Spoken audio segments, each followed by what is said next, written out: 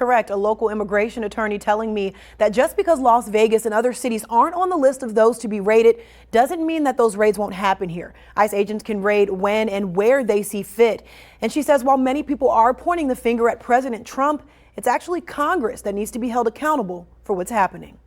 I do not blame the president for this. I think that if there is to put blame in anybody, we have to blame Congress. Immigration attorney Katia Pereira believes the tactics President Trump and ICE agents are using in deportation raids are inhumane. But she says the real problem is that in 2019, we're still dealing with immigration laws that were put into place in 1996. This is Congress's problem. They need to act on it, but they refuse to do it.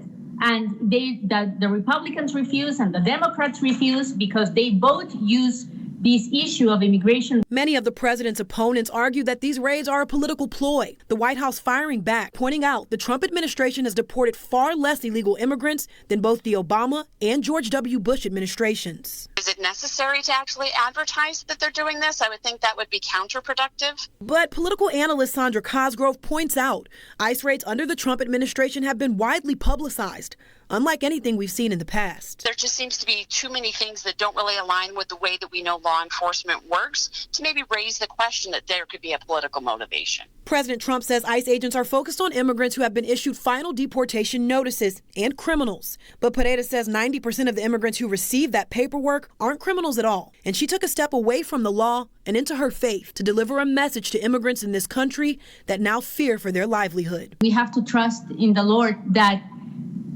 maybe with all these horrible things that are happening right now in our communities, and maybe with all the pain that we are going through during this time, we will finally come to see the point in which this country decides to do the right thing and work on immigration reform.